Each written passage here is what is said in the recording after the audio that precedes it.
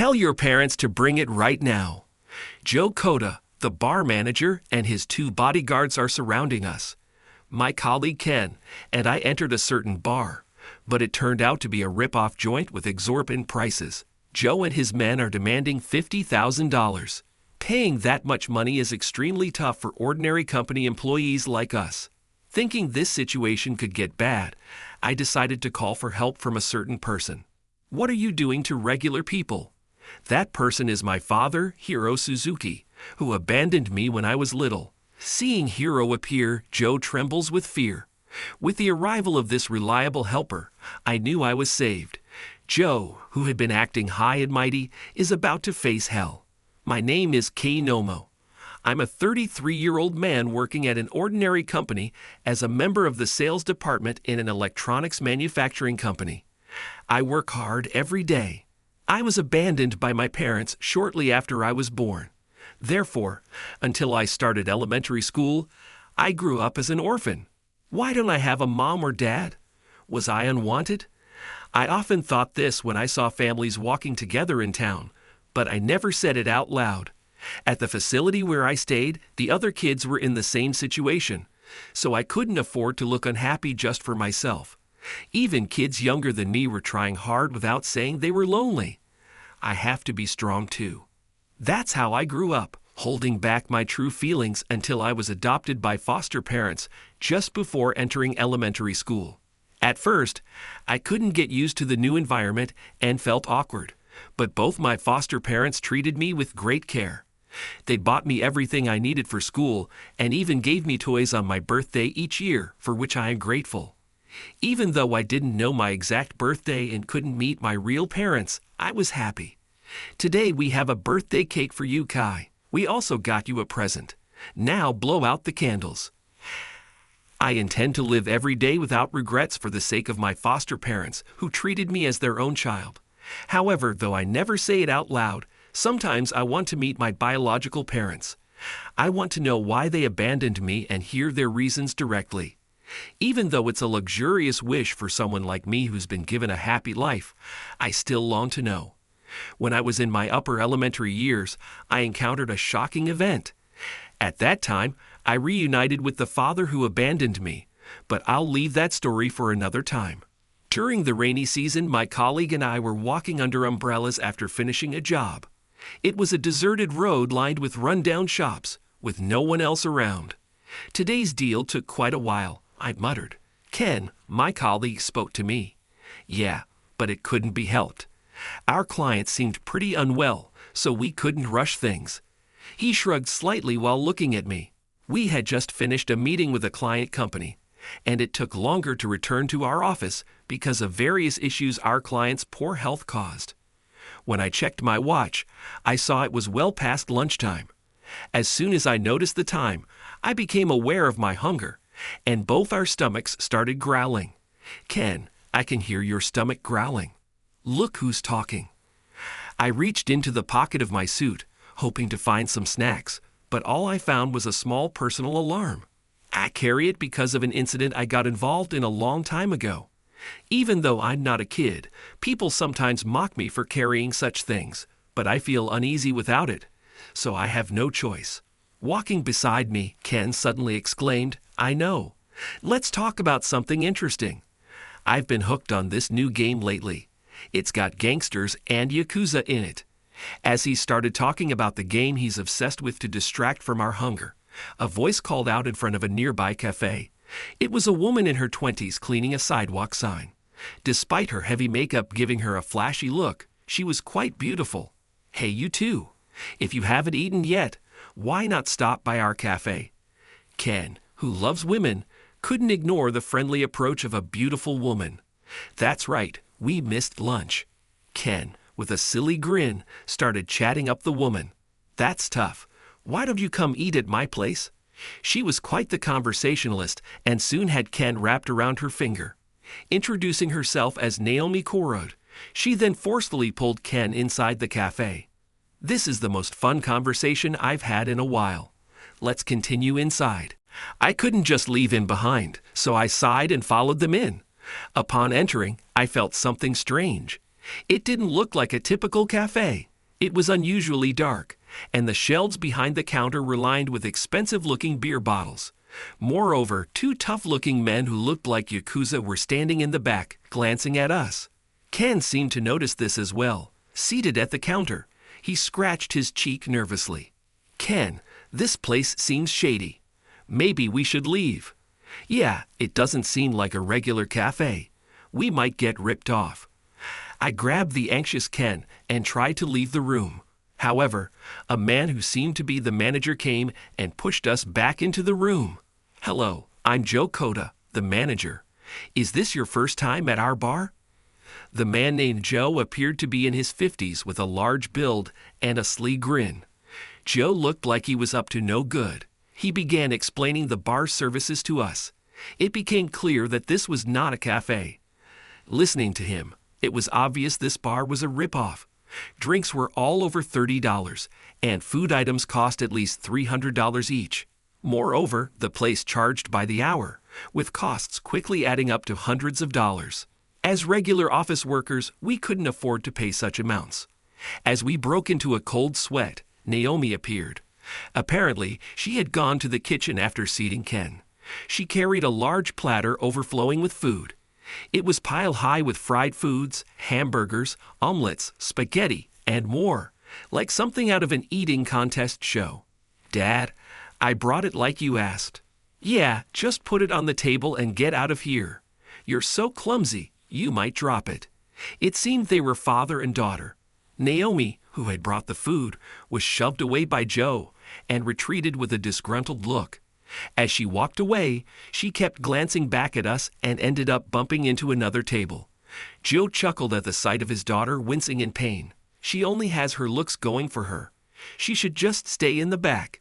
She can't handle any other job anyway." It appeared Naomi was trying to see if there was something else she could do, but her father stopped her due to her clumsiness. Their relationship didn't seem very good.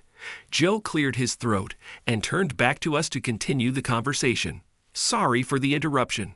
The food that was just brought out is a special menu, and it costs $50,000. It's actually more, but I'll give you the best price I can." Ken's eyes widened in shock. $50,000? I quickly interjected. "Actually, we're in the middle of work. We need to get back to the office, or our boss might get worried and start looking for us." I knew this could get bad, so I lied. "Our boss isn't that caring, but I thought they wouldn't let us leave otherwise." "That's serious." "In that case, I understand," Joe said, surprising me by giving up easily. So we decided to leave before he changed his mind. I thought we might be able to get away, but I was wrong. As soon as Ken left his seat, Joe handed me a bill. Of course, they weren't going to let us leave for free.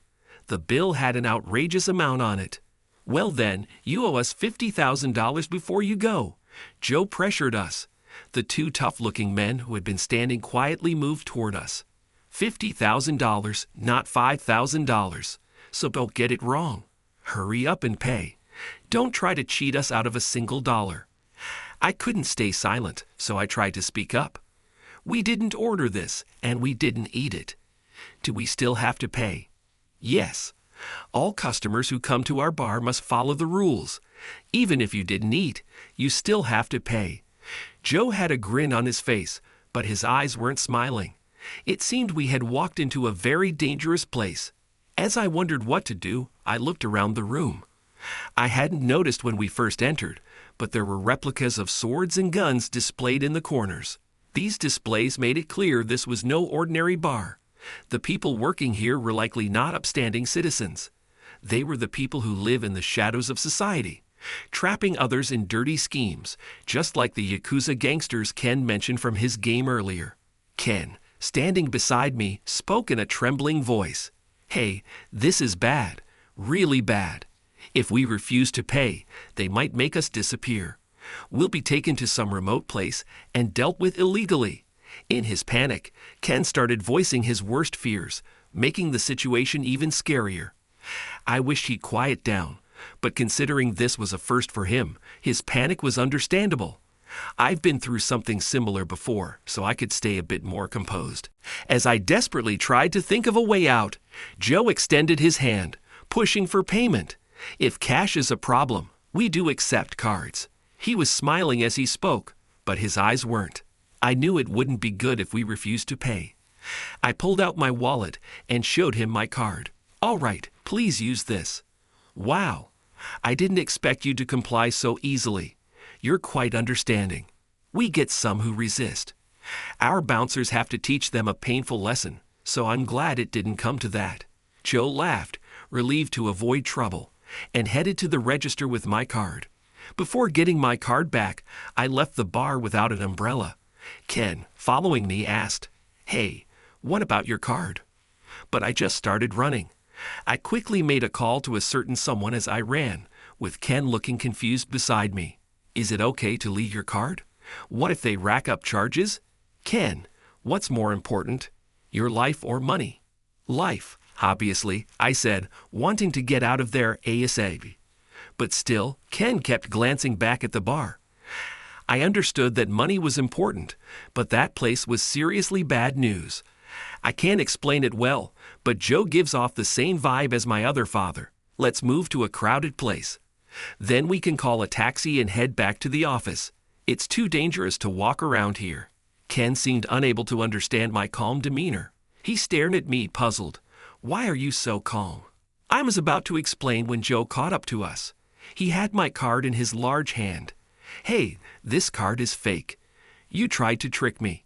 Apparently, Joe had discovered the truth about the card I gave him.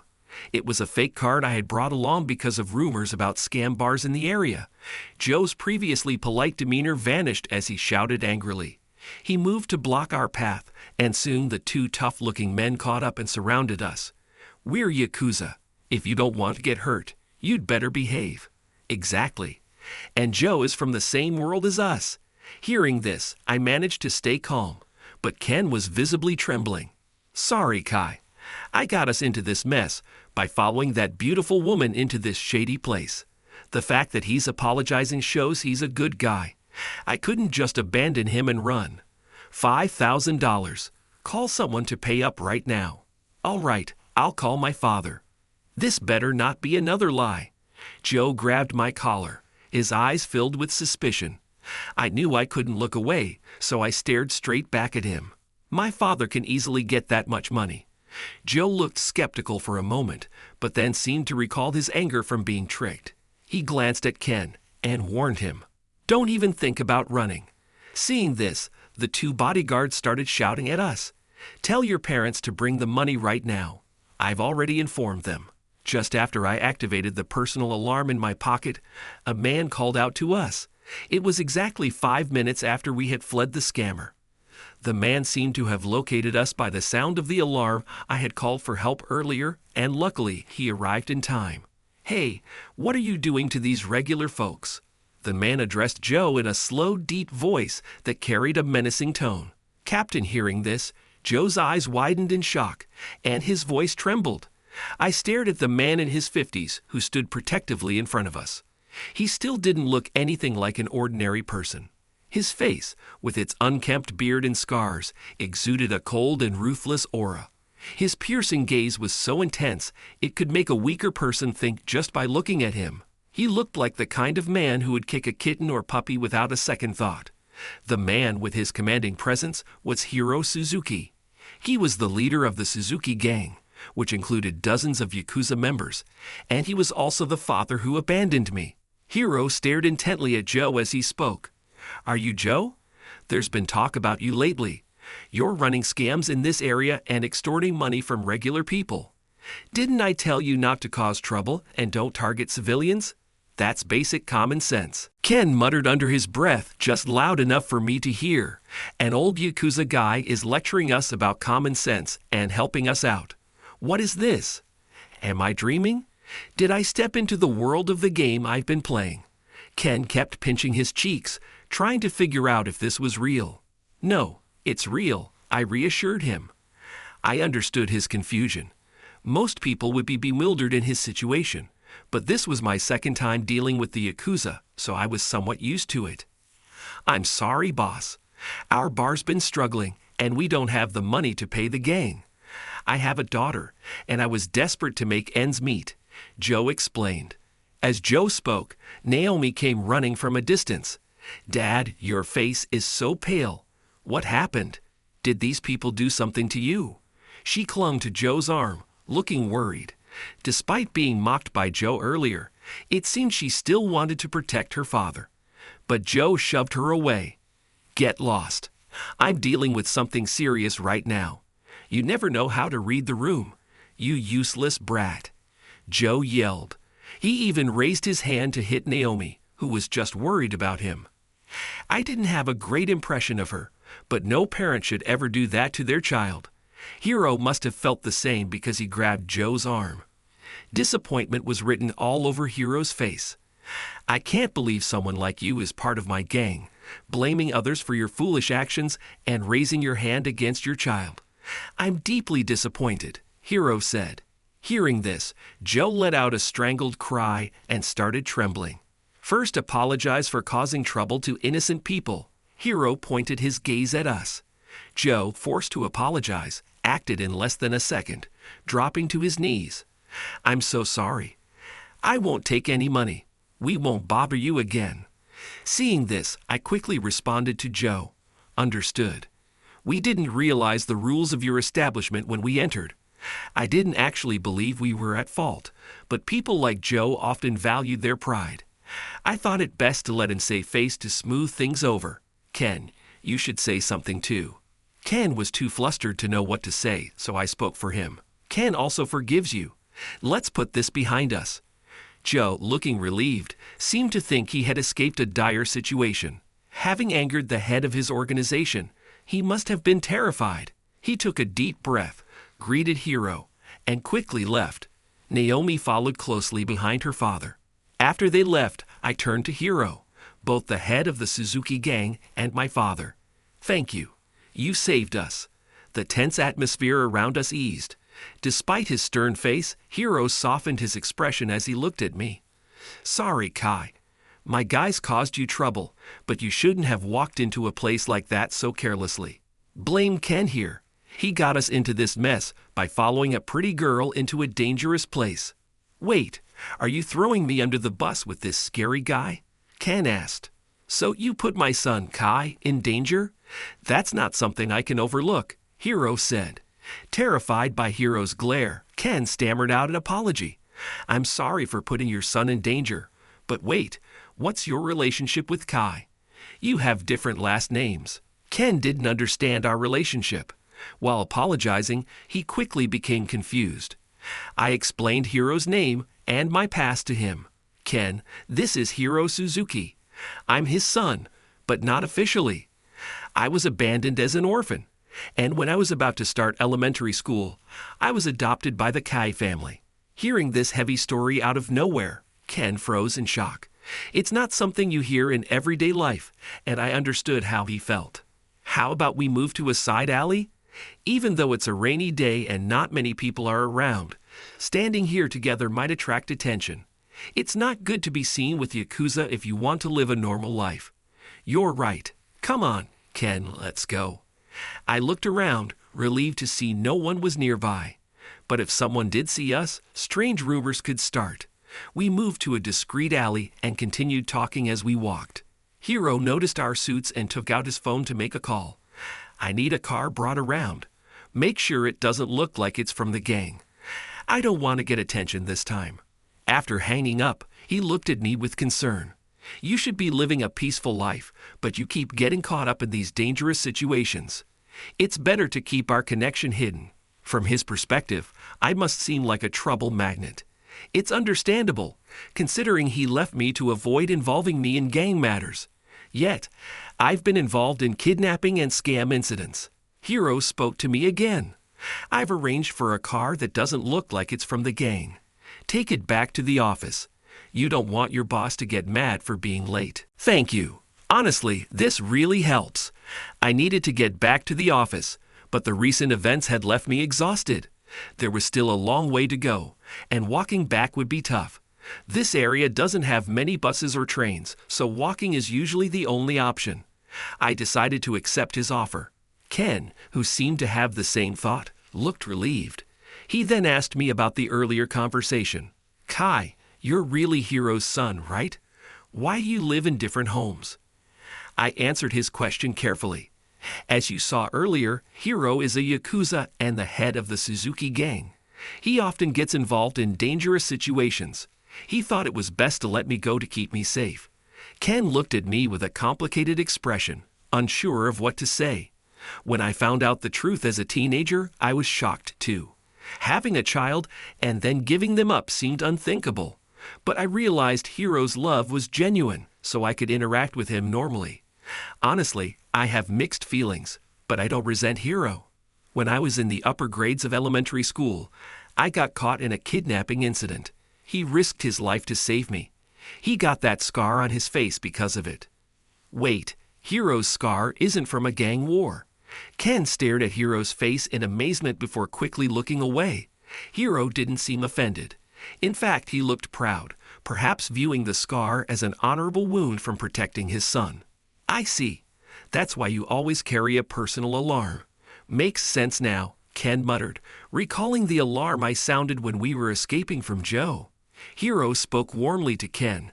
"Ken, please take care of my son." Even knowing about Kai's complicated family background, I hope you'll remain his friend, and please be careful to avoid trouble like today. Yes, of course. Thank you. I'm glad someone as bright as you is Kai's colleague, and please keep my connection to him a secret. I want him to live a peaceful life away from conflict. I understand. Ken nodded awkwardly but earnestly, clearly moved by Hiro's sincerity. The atmosphere softened, but it was abruptly shattered by Naomi, who had returned with a group of men. "These are the guys. They're the ones who gave my dad trouble. We paid good money, so make sure you beat them up." Did Naomi hire local thugs with money? A group of rough-looking men surrounded us, licking their lips in anticipation. Even though we had resolved the situation peacefully, we were now being dragged into another mess. But Hiro stepped forward to shield us.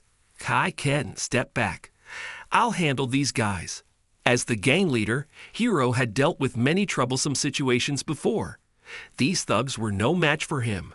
Hiro swiftly demonstrated his capabilities, and within moments, the thugs were beaten and fled in fear. We didn't know he was this strong. Screw this. Keep your money. We're out of here. In less than a minute, they gave up, making fools of themselves. Naomi, left alone, stood frozen in shock. Hiro approached her.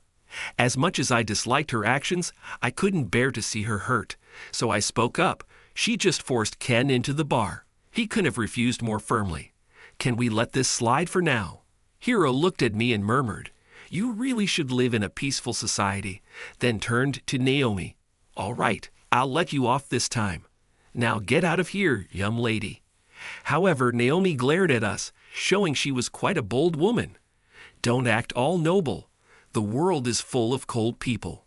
My mom left my dad and me. My friends stopped talking to me when they found out about the gang. And my boyfriend only dated me for the gang's influence. What's your real motive?" Naomi seemed unable to believe in genuine kindness or goodwill. Hearing her words left me with a complicated feeling. Although I was upset about how she had led Ken into the bar, I couldn't completely hate her after hearing her story.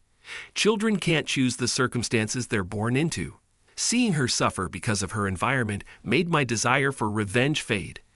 I'm not smart, so I try to help my dad by using others' strength. Why can't anything go right? With that, Naomi broke into tears. Hiro sighed and reached out to her. I thought he might hit her, but he didn't.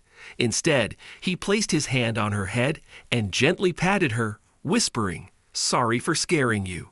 My gang is strict about rules, but we don't blame kids for their parents' actions. The bad guys who troubled your beloved dad will leave immediately." With that, he turned his back to Naomi. Watching Hiro walk away, I noticed that Naomi's cheeks seemed to blush slightly. Let's wait for the car somewhere else. I need to make a call. Following Hiro's lead, we moved to another alley. Soon, a car arranged by Hiro arrived, and Ken and I headed back to the office. Our late return was questioned by the manager, but when I explained we had run into trouble with some thugs, he quickly understood. Apparently, Hiro had called the office earlier, saying, "Your employees are being harassed by some delinquents. Since then, we've made it a point to avoid that area to stay out of trouble. However, Naomi started showing up around Hiro more often. It wasn't for revenge, but because she simply wanted to see him. He may look rough, but his hidden warmth and loneliness are irresistible. If he's single, I'm going to go for it. She even carried homemade chocolates and scarves to give to him. Joe, her father, tried to stop her, pale with worry, but it didn't seem to have much effect. A woman who is in love. Determination is boundless. One day, while relaxing at home on my day off, I received a call from Hiro. It was about my mother. Perhaps the recent events with Naomi and the gang had prompted him to finally open up. Until now, he had been tight-lipped, but he seemed ready to share the details. The truth is, your mother was very sick and was given only a few years to live. She loved me, and out of pity, we got married. But we never expected to have a child, since the doctors said it would be difficult for her. Everything he told me was shocking. She gave birth to 2 sons before she passed away. You have a younger brother. I never imagined I had a long-lost brother. I was stunned by each revelation. My younger son had the same rare blood type as me. I couldn't bear to let him go, especially considering the risks if he got hurt. He was also very weak, so it was better for him to stay with us, where we had the resources to care for him. And how is he now? He's doing well. I gave him a pretty calm-sounding name, but like you, he turned out to be the opposite. He's now causing trouble as a member of the gang. Knowing my brother was doing well brought me an unexpected sense of relief. Although part of me couldn't help but think about how I was abandoned, I was glad he was okay. But having been saved by Hiro recently, I felt his love for me even more. Thank you for telling me all this. Can I ask you one more thing? Taking this opportunity, I asked something that had been on my mind. My name, Kai, was written in marker on the swaddling clothes when I was found at the orphanage. Was that you? Yes, it was me. I hoped you'd grow up strong and healthy, unlike your mother. Feeling the genuine parental love behind his words, my heart warmed a little. Living nearby but with a parent who didn't care, like Joe, made me realize how lucky I was. Joe's troubles worsened after he caused problems for civilians against the gang leader's policies. He faced harassment from other gang members, and Naomi, disillusioned, cut ties with him and started living on her own. She had tried to connect with Hiro, but she realized she just saw him as an ideal father figure. It was just an illusion. Determined to find a place where she was truly needed, she left town. She seemed to be doing well wherever she went, and she stopped appearing around us. As for us, nothing much has changed. Ken and I continue doing our regular jobs every day. Sometimes, on my days off, I go to Ken's place, and we play that game together. Hey, that's not fair. Using items like that. My character can only use brass knuckles. If you don't use what you have, it's pointless. Oh, looks like the boss is joining my battle as an ally. He's always helping me out. Damn, I lost again. Hiro and his younger son seem to be doing well enough too. He worries excessively whenever we catch up, but it's comforting. What lies before me is an ordinary, uneventful life, yet it is invaluable. I realized how precious this peaceful life given by my parents is and decided to cherish it always.